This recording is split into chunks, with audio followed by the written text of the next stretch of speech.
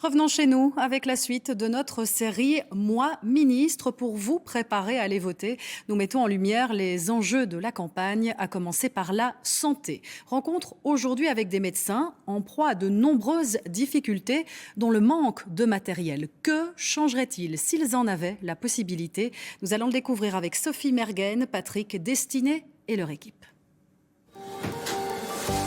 On a vraiment un manque criant de machines. Le fait que le patient doit attendre 3 à 4 mois, le traitement il va être beaucoup plus lourd. Clairement, ce financement ne tient pas la route.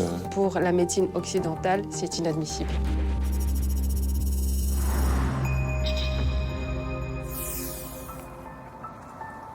Voyez son cœur, je vais vous le faire entendre.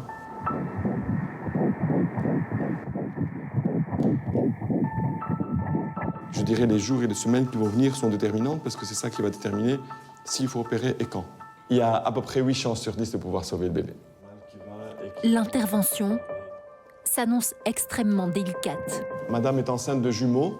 Un des deux est vraiment pas du tout formé comme il faut. Et il parasite carrément l'autre et ça arrive tous les 35 000 grossesses, donc extrêmement rare. Mais il faut absolument qu'on sépare le sang des deux, sinon le jumeau qui pompe le sang de l'autre bébé, qui est tout à fait normal, va faire en sorte que l'autre ne va pas pouvoir survivre. Lui, c'est Jacques Jani, le chef du service de gynécologie. L'un des seuls chirurgiens au monde à pouvoir intervenir sur ce genre de cas. Je suis un des rares à pouvoir opérer dans l'utérus. Et donc opérer à travers ce petit trou de 3 mm, la caméra faisant 1 mm.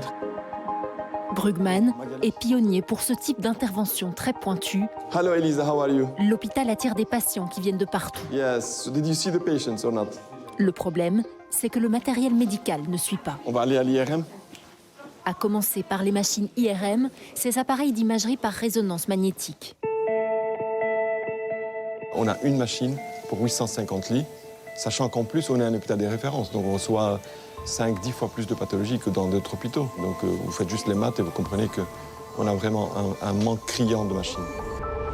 Car la quantité d'appareils par hôpital dépend uniquement du nombre d'habitants et pas de la fréquentation des services. En Belgique, on dénombre 137 machines IRM agréées, soit 12 appareils pour 1 million d'habitants, alors que la moyenne européenne est de 18 machines. C'est au niveau des ventricules. Donc moi j'en ai 1, 2, 3, 4. Elle, c'est Yousra Sadala. Elle est responsable opérationnelle de la radiologie, 14 ans d'expérience. Voilà monsieur, venez avec moi. Merci. Ici, il faut compter plusieurs mois d'attente pour faire une IRM. Et voilà, on va fermer la porte. Pourtant, les créneaux horaires ont déjà été allongés. Nous avons élargi de 6h30 à 22h30, mais c'est insuffisant pour répondre aux besoins des patients. On aimerait bien élargir plus, mais pour ça, il faut que j'ai plus de technologues pour pouvoir penser à 24 heures sur 24. Voilà, monsieur, votre examen, il est fini.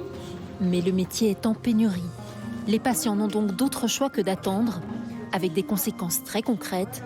Par exemple, pour les femmes atteintes d'un cancer du sein. Au total, ça fait 5 à 6 mois où la patiente, elle attend. Donc 5-6 mois, la tumeur, elle a le temps de grossir. Du coup, quand nous, on fait la résonance, le traitement, il va être beaucoup plus lourd. Pour nous, ça, c'est inaudible, c'est inacceptable. Des médecins à la pointe, freinés par un manque de matériel. Alors Yousra, Jacques, que feriez-vous si vous preniez les rênes du pouvoir? Moi, ministre, j'ouvrirai plus de machines d'IRM sur le territoire belge et je vais promouvoir le métier de technologue en imagerie médicale. Moi, ministre de la Santé, qu'est-ce que je ferai? C'est très simple. Je vire toutes les personnes qui m'entourent, qui me conseillent. Et je me fais entourer par des gens du terrain qui ont de l'habitude et qui ne sont pas juste dans des bureaux. Une mauvaise répartition des moyens, décriée aussi par la hiérarchie. Dans le prochain épisode, vous verrez que les finances de l'hôpital sont dans le rouge. Alors madame, moi je vais devoir faire une enquête. C'est des montants colossaux. Dans le même temps, de plus en plus de patients ne parviennent plus à payer leurs factures. Ça fait chaque fois une boule au ventre.